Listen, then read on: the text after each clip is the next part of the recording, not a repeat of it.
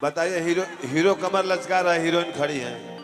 थोड़ा आप लोग भी थोड़ा डांस और रोमांस की दुनिया में चले। लगाओ हो, हेलो लगाओ लगाओ लगाओ। अरे बाबाले को तो जरूरत बा। लगाओ फुल साउंड में लगाओ। गायक अरविंद अकेला कल्लू जी को मैं मुकेश ने दिल से स्वागत करता हूं, अभिनंदन करता हूं। एक बार दोनों हाथ उठा लीजिए, पूरा हाथ उठा लीजिए। सारण भोजपुरी श्रोता लोग ताली बजा करके स्वागत करेंगे। इधर आ जाइए कल्लू साहब, एक बार दोनों हाथ उठा लीजिए, पूरा जोरदार ताली बजा करके स्वागत कीजिए, अभिनंदन कीजिए अरविंद अकेला कल्लू जी को। अरे जी अब हे क्षेत्र के तो भाई लोग बड़ा कड़कड़ाता भाई, बाहर से क्षेत्र में हम चाहते नहीं तनी हनियो से हाथ उठा ले रुआ सब पूरा जे जे कल्लू जी के माने ला, जे प्यार करेला तनी कस का हाला करी कि ताकि लगे कि कल्लू जी के गावे में एनर्जी चौगुना बढ़ जाओ। आज छपरा बिहार सारण के धरती पर और हई सामने ये लोग से ताली ना बजाओ, ये लोग से कैमरा के बस मूव राउंड करवाना है। ये सामने ही है लोग, इसलिए ये मूव राउंड कर देंगे तो समझ जाइए कुछ कर 85-95 अर्टिगा कोई गाड़ी है, 85-95 85-55 अर्टिगा कोई गाड़ी है, उस गाड़ी को साइड कर दीजिए। अब मैं चाहता हूं, आइए विलंब न करते हुए ये मंच माइक हवाले करता हूं भोजपुरी के फिल्म अभिनेता सह गायक बड़े भाई अरविंद अकेला कल्लू जी को, जिन्होंने गंगा के उस तट पर बाबा विश्वामित्र के तपोस्थली से संगीत का साधना करके अहिरौली गांव गलियारा से जो गांव की मिट्टी धरातल से जुड़ाव रख करके भोजपुरी में जो सरलता और व्यवहार का परिचय का नाम है कल्लू, वो कल्लू जी मंच पर उपस्थित है। मैं ज्यादा समय विलंब न करूंगा, ये मंच मैं हवाले करता हूँ। राइजिंग स्टार है, आप कमाल का गाते हैं। आप देखिएगा इतना गाते हैं कि आपके ताकत के बदौलत शरीर से पसीना खुद ही निकालने लगते हैं। आइए सुनिए अरविंद अकेला कल्लू जी को।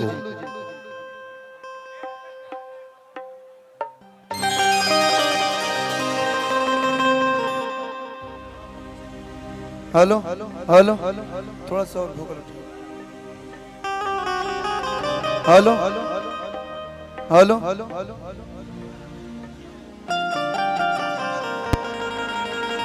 हेलो हेलो थोड़ा सा मिस हल्का सार हेलो हेलो हेलो का हाल बा? वाह, आज बड़ी खुशी के बात बा, बड़ी सौभाग्य के बात बा कि आज बड़े भैया के तिलकोत्सव में आज एक साथ कलाकारन के मेला ए धरती पर लागल बा। एक बार हम चाहब दुल्हे राजा खातिर जोरदार ताली बजा के आप लोग आशीर्वाद, चारों तरफ से जोरदार ताली हेनियो से बजा के आशीर्वाद दे दी लोग। आज की हीरो हम नहीं की, आज की हीरो भैया ही बानी, आप हैं तो ही हम लोग यहाँ पे उपस्थित हैं। माता रानी से बस ये प्रार्थना रही आप अपना जीवन में हमेशा खुश रही, भैया भाभी हमेशा स्वस्थ रह, लोग सातों जन्म तक की जोड़ी जमत रहो। आई जितना लोग भी उपस्थित भइल बा, सब लोग के हम अरविंद अकेला और आप लोग के कलुआ मन से गोड़ छू के गोड़ लगा तन एक बार जोरदार ताली बजा के आशीर्वाद। बड़ी अच्छा लगा था, ऐसा लगा था कि दौड़ दौड़ के बड़ा गावे के बा।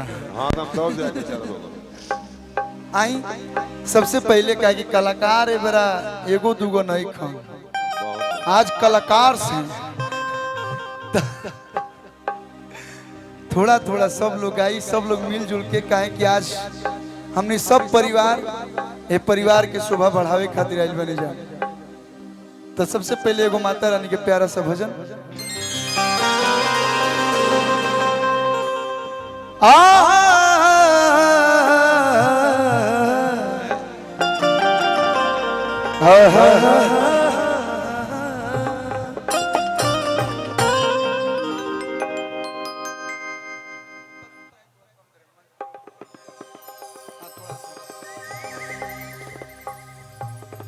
कि हमके यापन दास बनाला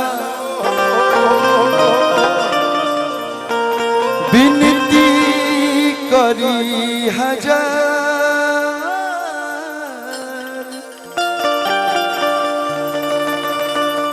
तोहर चरण के धूल से मैया बनी तकदीर हमार। एगो छोटा सा माई के प्यारा सा भजन, एक बाद जौन आप लोग हमारे गीत सुनले बने लोग या जौन गीत आई वो एक दूगो लाइन है कि अर्जी अतने बाटे हमारो भाग जगाई दे तू। प्रेम से बोल दी सेना वाली मैया की। अरे जयकारी लागे के चाहे तेरी छापारा वाला दर दर दर नर नार के होई तब बुझी है छापारा सिवान के होई। ऐसा लागो कि पूरा बलिया बक्सर आ रहा हर जगह सुना जाओ। प्रेम से बोली दुर्गा मैया की कि अर्जी अतने बाटे हमारो भाग जगाई दे तू अब फूलवे बनाई दे तू। अर्जी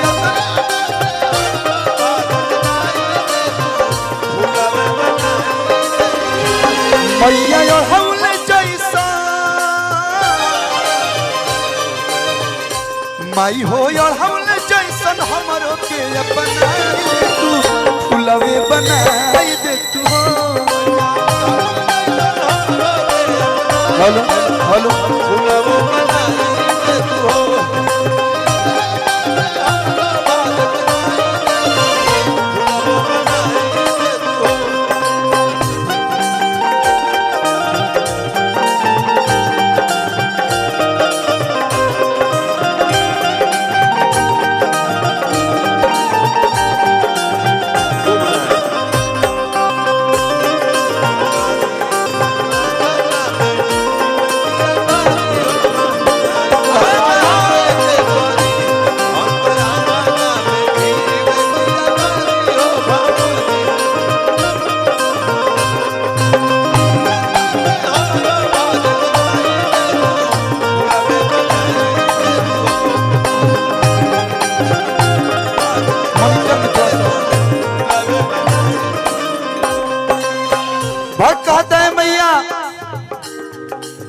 सोचिया सवेरे राउर पूजती चरनिया हो जाई सवारथ मैया मोर जिंदगानिया।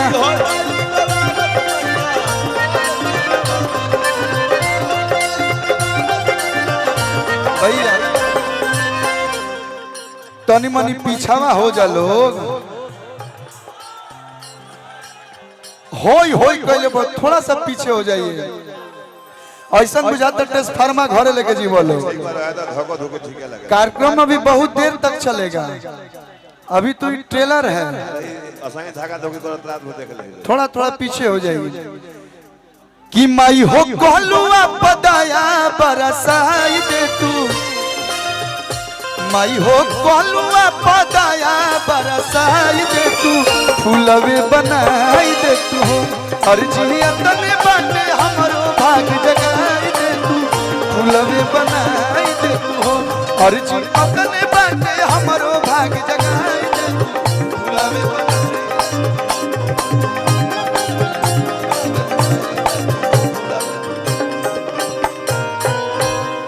प्रेम से बोली शेरा वाली मैया की। चली माई के